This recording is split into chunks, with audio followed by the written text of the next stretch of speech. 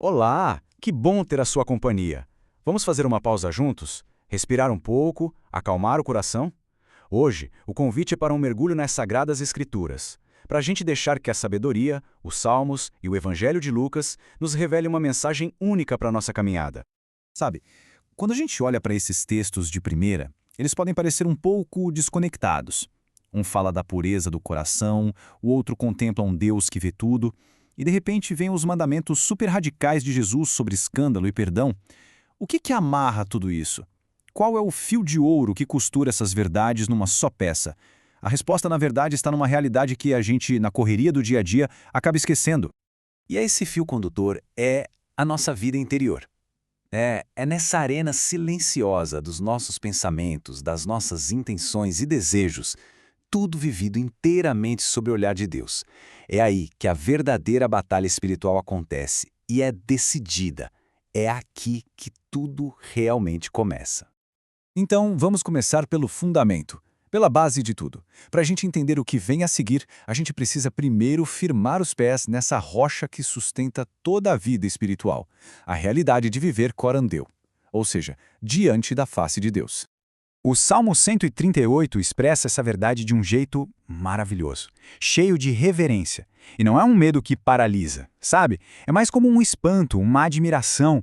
A admiração de uma criatura que se descobre totalmente conhecida e amada pelo seu Criador, em cada detalhe, desde antes mesmo de nascer. E a teologia nos ajuda a aprofundar isso. Esses atributos omni, de Deus, onisciência, onipresença, não são só conceitos filosóficos, distantes. A onisciência e a onipresença são realidades de relacionamento. Deus nos conhece por dentro, não como um espião, mas como o artista conhece a sua própria obra de arte. Afinal, é Ele a fonte do nosso ser a cada instante. E aqui está o ponto central, a virada de chave. O olhar de Deus que tudo vê não é o de um vigilante tirânico, só esperando a gente errar. Muito pelo contrário. É a presença íntima salvadora de um Pai amoroso que nos conhece melhor do que nós mesmos e que jamais nos abandona. Certo, mas o que acontece quando a gente esquece desse olhar de amor? Qual é a primeira e a mais grave consequência dessa amnésia espiritual? Bem, a resposta de Jesus no Evangelho é direta e, olha, assustadora: o escândalo. Na linguagem do Evangelho, escândalo não é só um mau exemplo, uma gafe. A palavra grega skandalon significa literalmente uma pedra de tropeço. É uma atitude que coloca a salvação de outra pessoa em perigo. É, na essência, uma espécie de homicídio espiritual. E aqui a gente vê a conexão de forma cristalina. O escândalo é o fruto podre que cresce de uma raiz escondida, a raiz da duplicidade. É a manifestação visível de uma alma que, lá no seu íntimo, já se esqueceu, ou pior, desprezou o olhar de Deus. Quem vive de verdade corandeu não consegue, conscientemente, se tornar um instrumento de perdição para o irmão. A imagem que Jesus usa é chocante e é de propósito. A pedra de moinho era um objeto pesadíssimo, impossível de tirar. Com isso, ele nos ensina que a morte física, por mais terrível que seja, ainda é preferível a ser a causa da morte espiritual de uma alma preciosa, uma alma pela qual ele mesmo derramou seu sangue. Agora, em contraste direto com essa natureza destrutiva do escândalo, Jesus nos apresenta o seu exato oposto, o poder restaurador e radical do perdão. Jesus nos mostra um caminho de duas vias e ambas nascem da caridade. Primeiro, o amor não se cala diante do erro. Ele exige que a gente corrija o nosso irmão, buscando a conversão dele. Mas, no instante em que o coração dele se abre ao arrependimento, a segunda parte é imediata e incondicional. Devemos perdoar, sem hesitar. E quantas vezes a gente tem que fazer isso? Jesus nos dá um número. Na Bíblia, o número 7, ele simboliza plenitude, perfeição, totalidade. E então, ele aplica esse símbolo de perfeição divina não a uma vida inteira, mas a um único dia. Perdoar 7 vezes num só dia significa que a misericórdia não tem limite, não fica contando, não se cansa. É um perdão que reflete o coração do próprio Deus, que vai muito além da nossa lógica humana. Mas de onde vem a força para um ato desses? Ela brota da mesma fonte.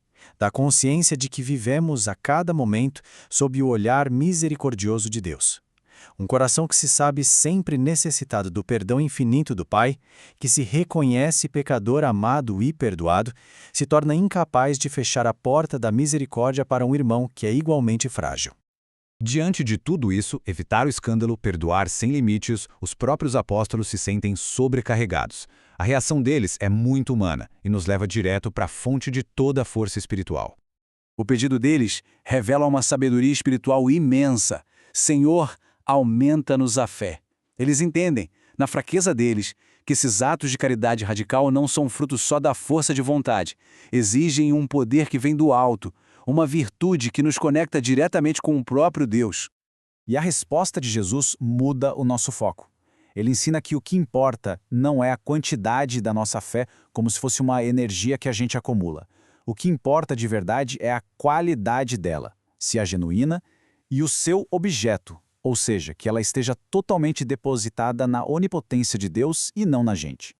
E aqui se revela aquele paradoxo lindo do Evangelho. Uma fé autêntica, mesmo que pareça minúscula aos olhos do mundo, como um grão de mostarda, contém o poder de realizar o impossível. E por quê? Porque a força dela não está em nós, mas na nossa conexão com a força infinita de Deus. Então, agora a gente consegue ver como todas essas lições se unem, né? Tudo sob a luz do olhar de Deus. Viver conscientemente diante da sua face transforma tudo, purifica nossas intenções, gera na gente um horror ao pecado do escândalo, nos capacita a perdoar radicalmente e nos ensina a largar a nossa autossuficiência para confiar só no poder de Deus. E assim, essa meditação nos deixa com uma pergunta para a gente levar para o silêncio do nosso coração. Ao viver a nossa vida, com as nossas palavras, nossas ações e até com as nossas omissões, estamos sendo um caminho que leva os outros a Deus? Ou, talvez sem querer, estamos colocando pedras de tropeço no percurso deles? A resposta e a cura começam sempre no mesmo lugar, na sinceridade do nosso coração, exposto e amado sob o olhar de Deus.